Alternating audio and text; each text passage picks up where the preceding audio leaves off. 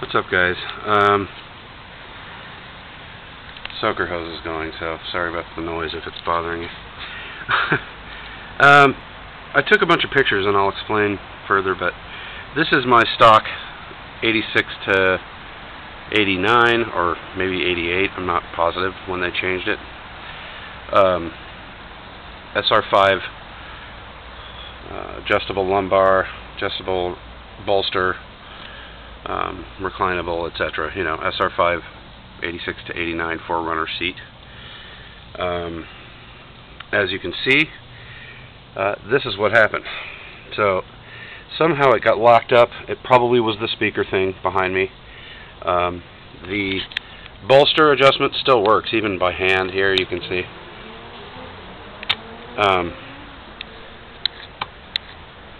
Works through this arm in the back.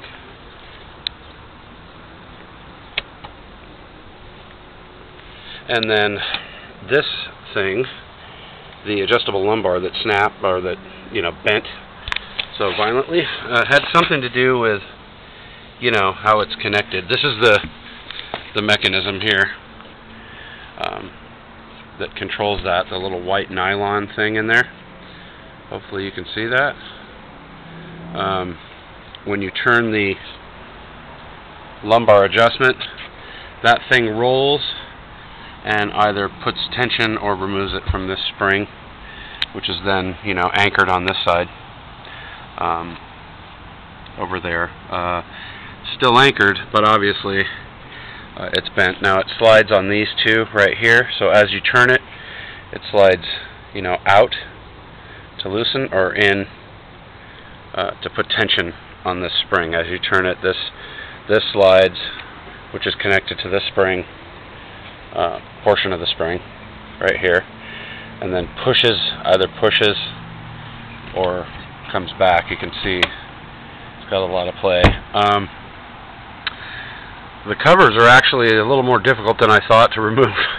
I had stuffed some foam in there, and actually what happens is very often, I think, with these is if you can get it up enough to take a look, and you're having this problem where you can feel the support over here. I can no longer feel it. I tucked this in here and I have adhesive and everything to hold this in place.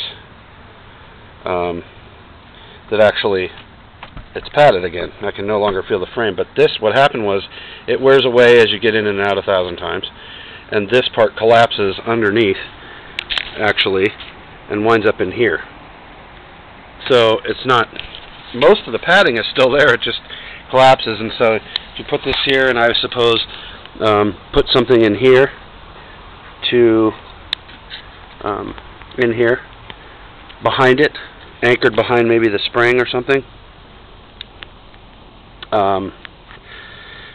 it would probably hold this out enough to keep it in place, and then you can, you know, or you can do as the, to hold this in place, or you can do as that, I think it's an Acura guy that redoes seats, do-it-yourself type thing, and he removes this section, like cuts it out, and these are kind of, as simple as they are, it'd be a little complicated the way they're set up, but, you know, they're separate.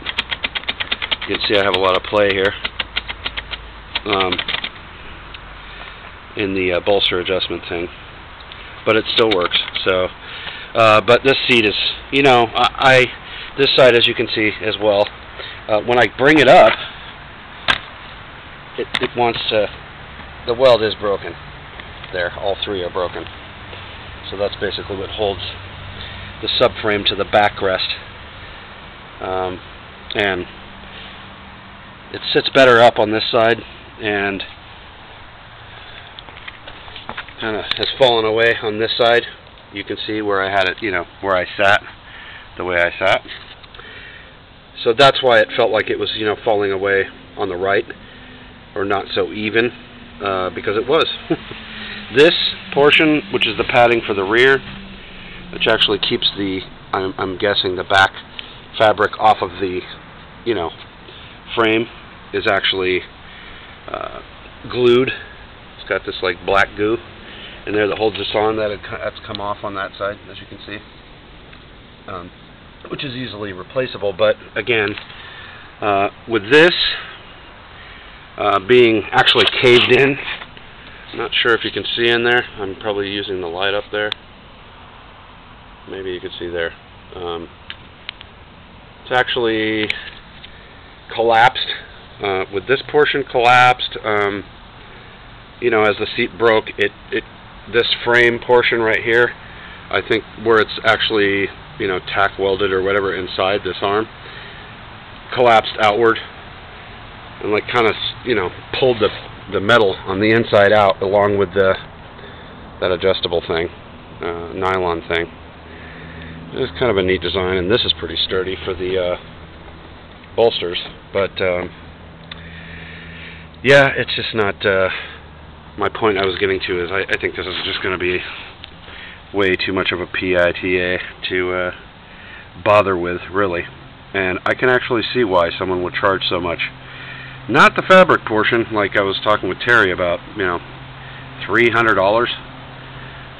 And yet again, on that part I can see it's a total pain in the ass. And you know, it's actually good quality fabric. It's still all together. It's quadruple layered and foam between each layer of fabric, and as you can see, and so it's a well-made seat. It just, you know, I screwed up. I had a speaker behind it, and as I reclined it, you know, one of those boxes that holds a 6x9, and as I reclined on this side with it supported, this was not supported, and it just snapped. Now I think it broke this side first, and then eventually broke that side. So these three tacks are 1, 2, 3 are what hold these seats together, and you can see I can make it come together if I hold it up and pull it back, and I guess possibly have it welded. I don't know how this would be fixed. I relaxed this in case I decided to have my neighbor maybe tack weld this again, but it's like broken away right here and everything. I think I'm not sure that's going to work out so well. I suppose it could work, but I think I'd rather just look for other SR5 seats. Eventually, someday, I might find them. For now, the TC seats aren't so agonizing or anything, but they're just too tight on the bolsters for me, and a little firm here. These are really, as you can see, sorry, much different spring setup. They're much more mellow on the rump, and they give a lot. There's a fair amount of padding, and it's decent padding, but this is how most seats are. And the Scion seats and many others actually have these springs, you know, all the way across, very tight knit, and some of them, even along with that, they have an actual steel cup.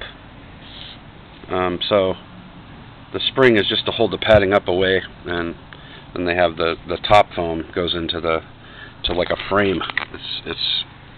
But anyway, like I said, the bolster mechanism works, as you can see, just fine. You could clean it up a little bit there, see? But again, I don't know. I think it'd be for someone like me. If it's not a welder or anything, and doesn't have access to just go outside and start welding, it might be a bit of a task to get someone to do it. And so I don't know, we'll see. Now that I got this up and off, I could maybe, you know, save me a little bit of headache with an upholsterer and see what he says. Ask him maybe just to repair this, you know, this portion, and you know, and weld these on both sides, and see what they say. If they do like 100 for that, I'd do it. That's, again, this is, you know, 86 to 89 SR5 seat, which I think is by far the most comfortable seat I've sat in. Then again, I think a lot of that is just, you know, we get so used to something that it's hard to get used to anything else. It's part of it anyway.